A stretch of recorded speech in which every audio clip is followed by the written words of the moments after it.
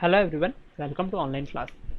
तो दोस्तों, इस वीडियो में हम लोग देखने वाले हैं मैग्नेटिक इफेक्ट ऑफ करंट के बारे में। इससे पहले हम लोग हीटिंग इफेक्ट ऑफ करंट पढ़ चुके हैं। अब हम लोग पढ़ेंगे मैग्नेटिक इफेक्ट ऑफ करंट। तो मैग्नेटिक इफेक्ट ऑफ करंट किस बंदे के दिमाग में सबसे पहले आया? कौन सा साइंटिस्ट था जिसने देखा कि करंट का भी मैग्नेटिक फील्ड हो सकता है? तो वो साइंटिस्ट था मिस्टर हैंस क्रिश्चियन ओरस्टेड।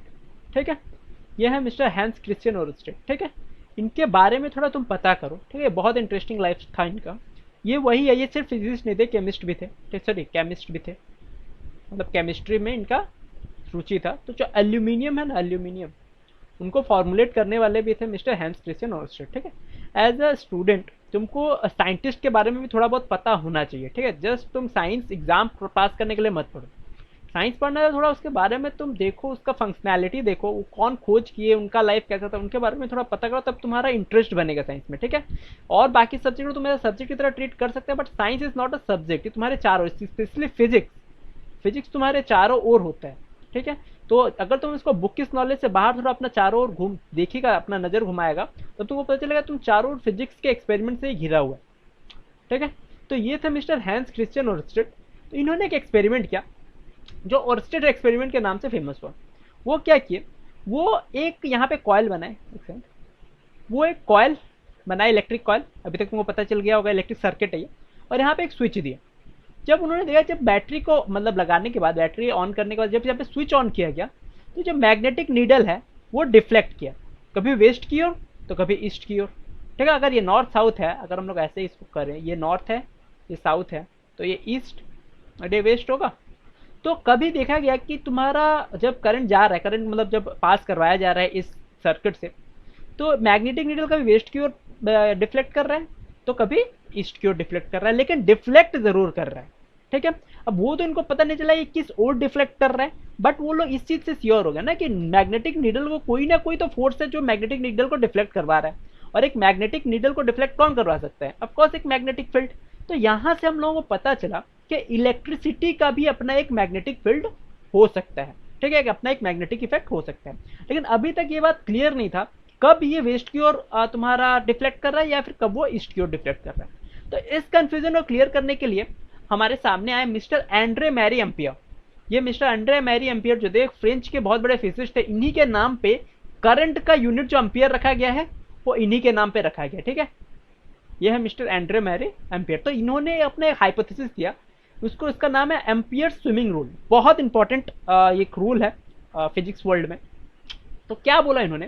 इन्होंने बोला, if a man swims along a wire carrying conductor such that his face is always toward the magnetic needle with current entering his feet and leaving his head, then the north pole of the magnetic needle always deflected towards his left hand. इसका मतलब क्या हुआ? बोले अगर कोई इंसान है जो स्विम कर रहा है करंट कैरिंग कंडक्टर के मतलब साइड बाय साइड, ठीक है, तो अगर उसका फेस मैग्नेटिक नीडल की ओर है और करंट, ये बात बहुत इंपॉर्टेंट है, करंट उसके फीट से एंटर कर रहा है और उसके हेड से निकल रहा है, तो उसका जो लेफ्ट हैंड का डिफ्लेक्शन होगा वही जो कंपास है उसके नॉर्थ वाले निडल का डिफ्लेक्शन होगा। अभी भी अगर नहीं समझ में तो हम लोग आगे के स्लाइड में समझ जाएंगे। मान लो कि ये तुम्हारा है, एक सेकंड मैं अगर पीछे जाऊं, हाँ, ये तुम्हारा है एक मैग्नेटिक नीडल। ठीक है, ये है नॉर्थ और ये है साउथ। इसके ऊपर एक मान लो ये स्विमर है। अब ये स्विमर के नीचे है ये मैग्नेटिक नीडल। मतलब क्या है कि जो स्विमर हमेशा मैग्नेटिक नीडल को देख रहा है अपने आंखों से। ठीक है, स्विमर का मुंह नीचे की ओर है और उसके नीचे है मैग्नेटिक नीडल। ऐसा समझ में आया होगा। और हम लोग ऊपर से देख रहे हैं इसको। ठीक है, मान लो कि छत से देख रहे हैं या फिर एरोप्लेन से देख रहे हैं। ठीक है, तो ये एक तुम्हारा स्विमर है। और स्विमर का क्या बोला था? स्विमर के पांव से इलेक्ट्रिसिटी इन कर रहा है और उसके सर से आउट कर रहा है। बोला था जो इलेक्ट्रिसिटी इन कर रहा है उसके पांव से और आउट कर रहा है उसके सर से। तब क्या होगा कि उसका जो राइट हैंड होगा, उसका जो राइट, सॉरी माफ करना, उसका जो लेफ्ट हैंड होगा वो जैसे डिफ्लेक्ट करेगा वैसे ही तुम्हारा ये जो निडल है वो डिफ्लेक्ट करेगा। अब कोई तैर रहा है तो उसका लेफ्ट हैंड ऐसे है, उसके बाद लेफ्ट हैंड ऐसे होगा, समझ रहे, तैरने के लिए। तो मैग्नेट, जैसे कि हाथ इधर से इधर गया लेफ्ट हैंड, वैसे ही मैग्नेटिक नीडल भी डिफ्लेक्ट करेगा और पीछे गया और डिफ्लेक्ट करेगा। ठीक है, आज समझ में आया होगा एम्पियर स्विमिंग रूल। अब हम लोग स्टार्ट करते हैं बेसिक से। ठीक है, क्या है बेसिक?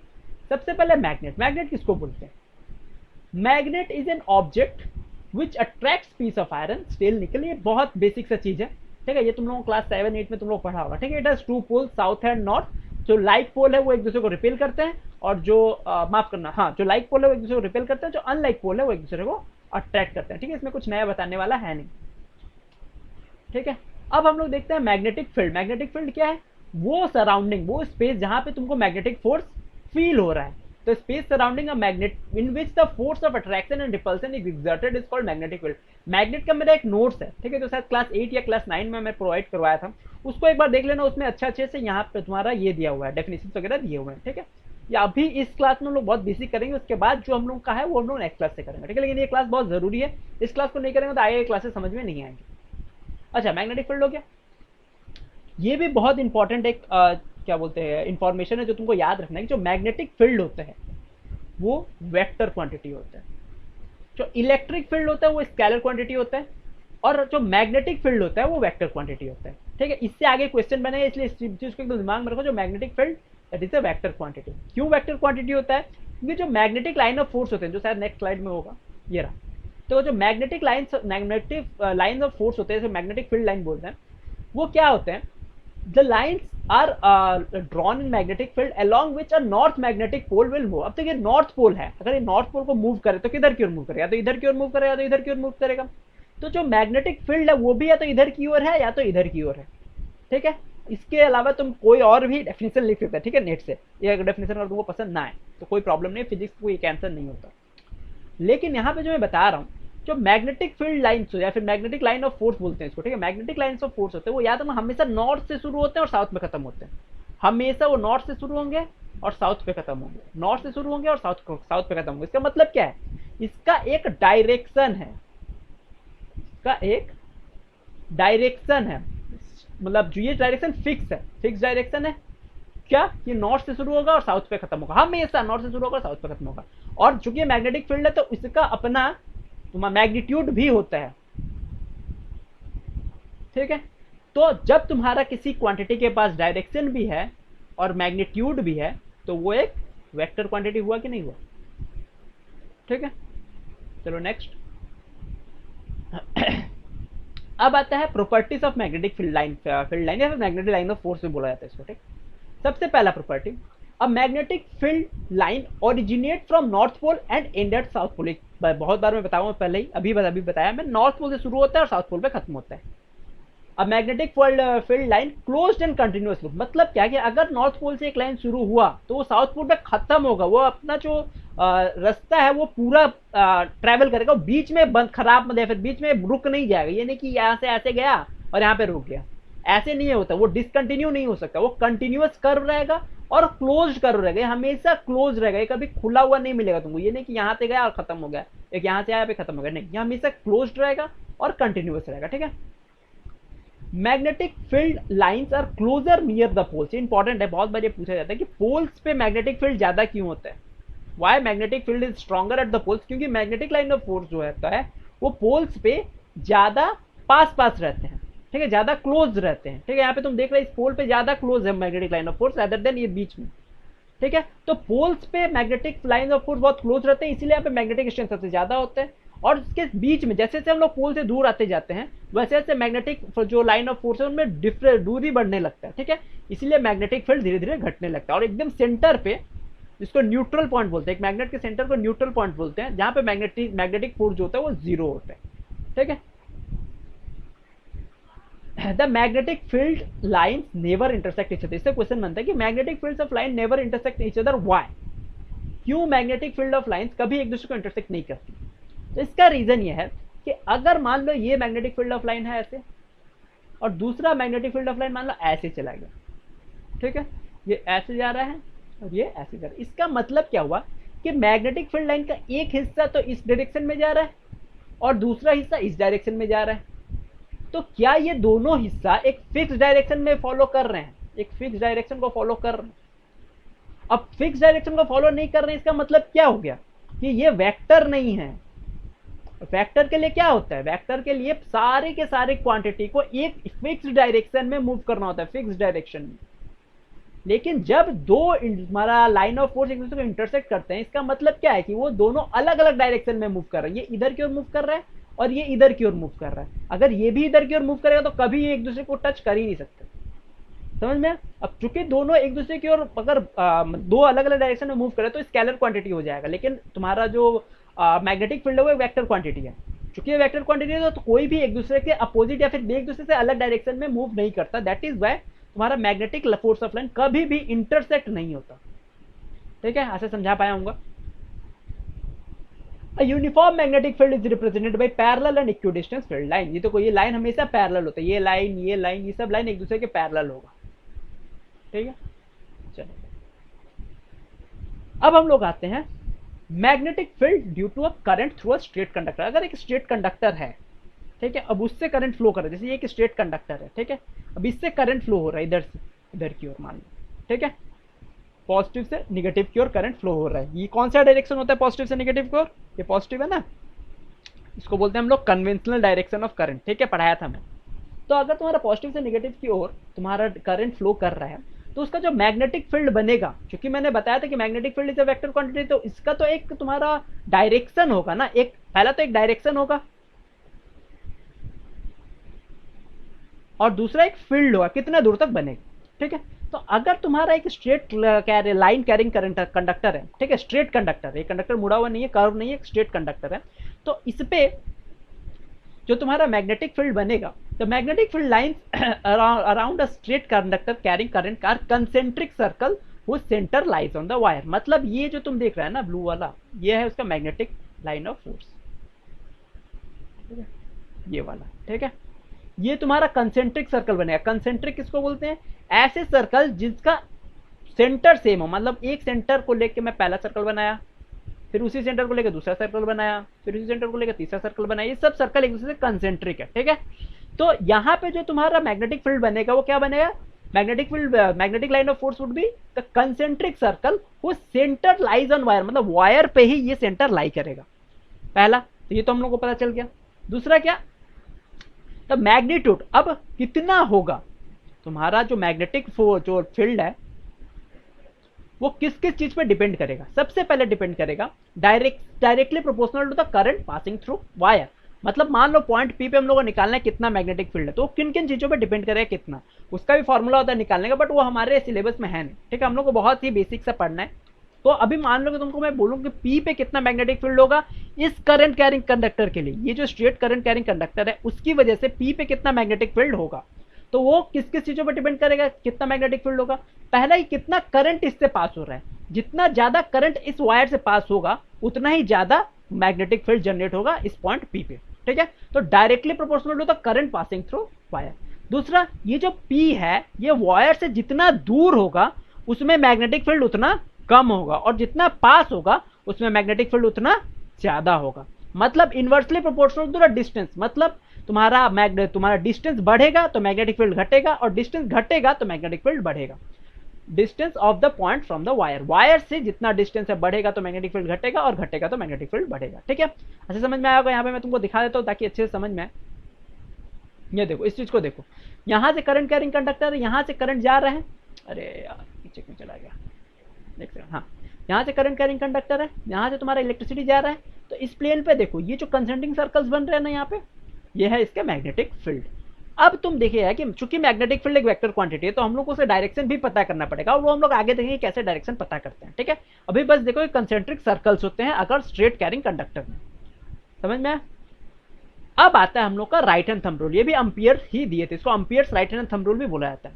अब यहाँ से हम लोग डायरेक्शन पता करेंगे, क्योंकि मैग्नेटिक फील्ड में डायरेक्शन बहुत जरूरी होता है, क्योंकि एक वेक्टर क्वांटिटी है। ठीक है, तो इसमें हम लोग डायरेक्शन पता करेंगे। क्या होता है डायरेक्शन, क्या है राइट हैंड थंब रूल?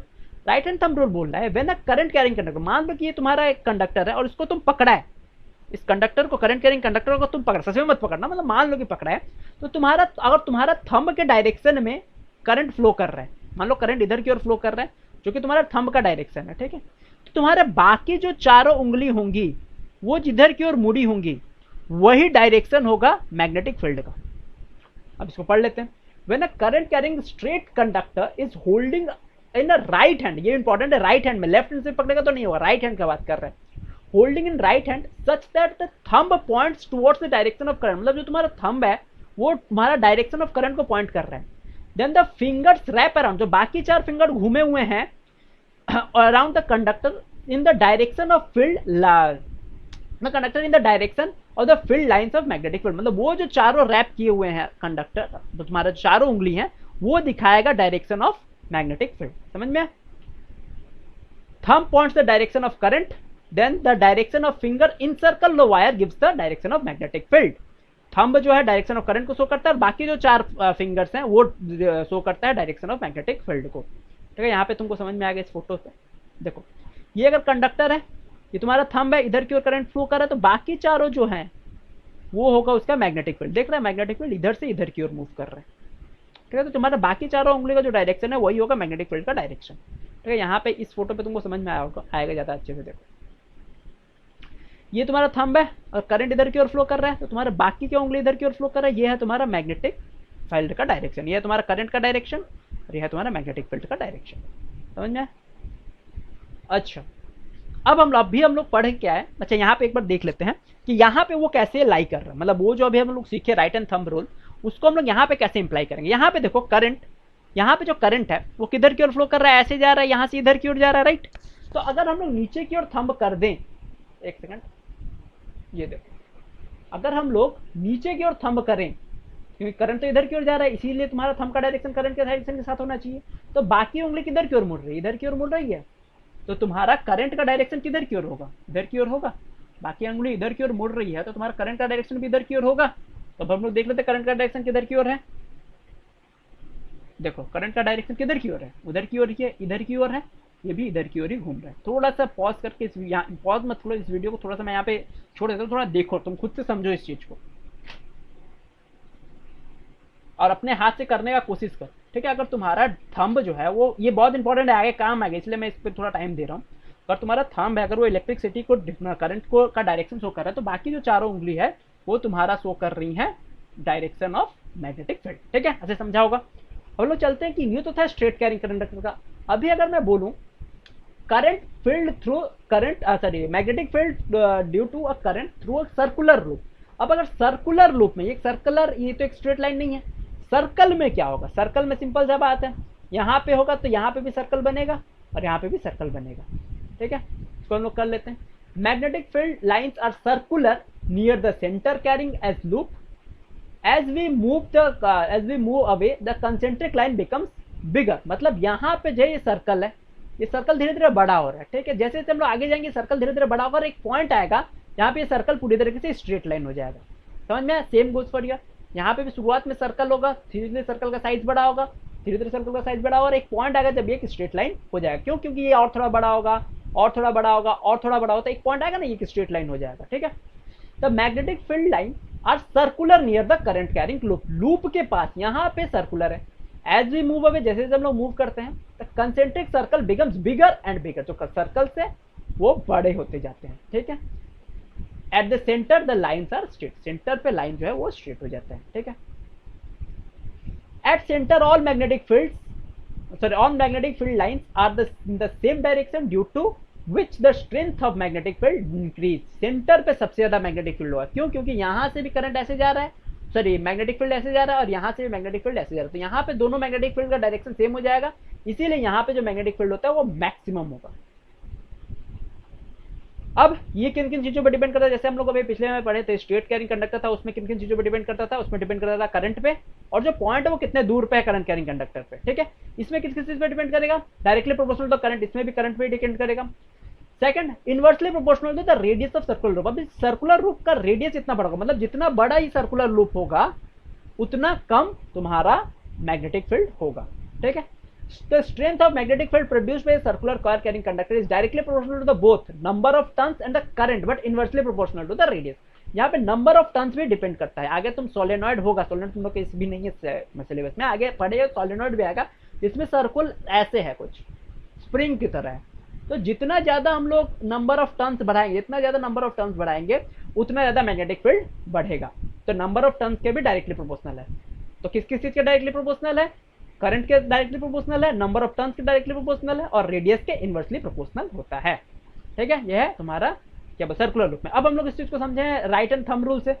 ये है तुम्हारा सर्कुलर लूप। अब देखो यहाँ पे इस जगह पे करंट किधर की ओर पास, किधर से मतलब किधर की ओर मूव कर रहा है, करंट का डायरेक्शन ये है, तो तुम्हारा यहाँ पे होगा उंगली, बाकी तुम्हारा चारों उंगली किधर की ओर होगा, इधर की ओर करंट पास कर रहा है, उधर की ओर तुम्हारा थंब, और बाकी चारों उंगली इधर की ओर, तो ये है तुम्हारा डायरेक्शन ऑफ करंट। ठीक है, इस चीज को पॉज कर खुद से समझने का कोशिश करो। ठीक है, मैं यहाँ पे दिखाता हूँ।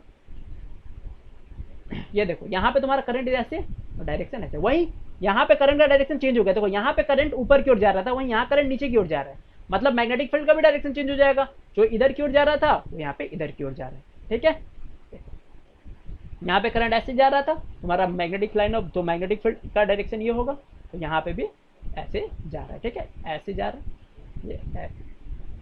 ठीक है, सिंपली याद रखो कि यहाँ पे तुम्हारा ऊपर की ओर जा रहा है, तो ये होगा तुम्हारा मैग्नेटिक लाइन ऑफ फोर्स। हाँ, मैग्नेटिक लाइन ऑफ फोर्स का डायरेक्शन ये होगा। अब यहाँ पे ऊपर की ओर जा रहा है तो इधर की ओर घूम रहा है, तो अगर यहाँ पे उसका ठीक अपोजिट जा रहा है करंट, तो मैग्नेटिक लाइन ऑफ फोर्स का भी डायरेक्शन चेंज हो जाएगा। ठीक है, इस चीज को ध्यान में रखना। अच्छा, अब कुछ क्वेश्चन। सबसे पहला question, why don't to magnetic line of force intersect each other, क्यों नहीं करते, ये मैं पहले ही बता चुका हूँ। ठीक है, इसको पढ़ लेना पॉज करके यहाँ पे। Okay, next, draw magnetic line of force of bar magnet. जब भी ड्रॉ करने को बोले याद रखना, जो मैग्नेटिक लाइन ऑफ फोर्स होता है हमेशा नॉर्थ से शुरू होता है और साउथ पे खत्म होता है। डायरेक्शन अगर नहीं दे पाएगा तो गलत हो जाएगा क्वेश्चन। ठीक है, हमेशा ये नॉर्थ से शुरू होगा, साउथ पे खत्म होगा। Difference between electromagnet and permanent magnet. देखो, इलेक्ट्रोमैग्नेट क्या होता है, इलेक्ट्रोमैग्नेट टेम्परेरी मैग्नेट है, इलेक्ट्रिसिटी बंद कर दो तो मैग्नेटिज्म खत्म हो जाएगा। परमानेंट मैग्नेट टेम्परेरी मैग्नेट नहीं है, इसको हम डीमैग्नेटाइज नहीं कर सकते, इसके मैग्नेटिक प्रॉपर्टी को तुम बंद नहीं कर सकते। स्ट्रेंथ इसका चेंज कर सकते हैं, अभी हम लोग देखें नंबर ऑफ टर्न्स बढ़ा के स्ट्रेंथ बदल सकते हैं, हम लोग करंट बढ़ा के स्ट्रेंथ मतलब बढ़ा सकते हैं, लेकिन परमानेंट मैग्नेट का हम लोग स्ट्रेंथ नहीं बढ़ा सकते, कोई तरीका ही नहीं। ये बहुत स्ट्रॉन्ग मैग्नेटिक फोर्सेज जनरेट करता है, ये ज्यादा स्ट्रॉन्ग मैग्नेटिक फोर्सेज जनरेट नहीं करता। यहाँ पे वीक होगा, एल लिख दिया मैं, के होगा यहाँ पे। ठीक, polarity can be change, north को साउथ, साउथ को नॉर्थ, नॉर्थ को साउथ, साउथ को नॉर्थ तुम बना सकते हैं तुम्हारा डायरेक्शन ऑफ करंट चेंज करके, लेकिन यहाँ पे पोलैरिटी फिक्स होता है, तो नॉर्थ को साउथ और साउथ को नॉर्थ नहीं बना सकता। ठीक, why soft iron is used for making core of an electromagnet? Simple reason है, soft iron is used for making core of an electromagnet because soft iron loses all its magnetism when current of coil is switch off। मतलब जब तुम switch on करेगा तो वो magnetic property show करेगा, जब तुम स्विच ऑफ कर देगा उसके बाद उसमें थोड़ा सा भी मैग्नेटिक प्रॉपर्टी नहीं होगा, वो अपना पूरा का पूरा मैग्नेटिक प्रॉपर्टी छोड़ देता है। ठीक है, ये सॉफ्ट आयरन, इसीलिए हम लोग तुम्हारा इलेक्ट्रोमैग्नेट को सॉफ्ट आयरन से बनाते हैं, स्टील से नहीं बनाते। स्टील में थोड़ा क्या होता है ना कि तुम मैग्नेट तुम्हारा स्विच बंद करने के बाद भी उसमें मैग्नेटिक प्रॉपर्टी शो करते रहता है। ठीक है, वाई स्टील इज नॉट, वही बात है, क्योंकि तुम्हारा करंट ऑफ करने के बाद भी अपना मैग्नेटिक प्रॉपर्टी शो करते रहता है। तो इस वीडियो में इतना ही। ठीक है, अच्छा, ये वीडियो पसंद आया होगा। अगले वीडियो में हम लोग देखेंगे आगे मैग्नेट मैं स्टैमर करता हूँ, माफ करना, मैग्नेट से रिलेटेड कुछ और टॉपिक्स को। तब तक के लिए चलो बाय।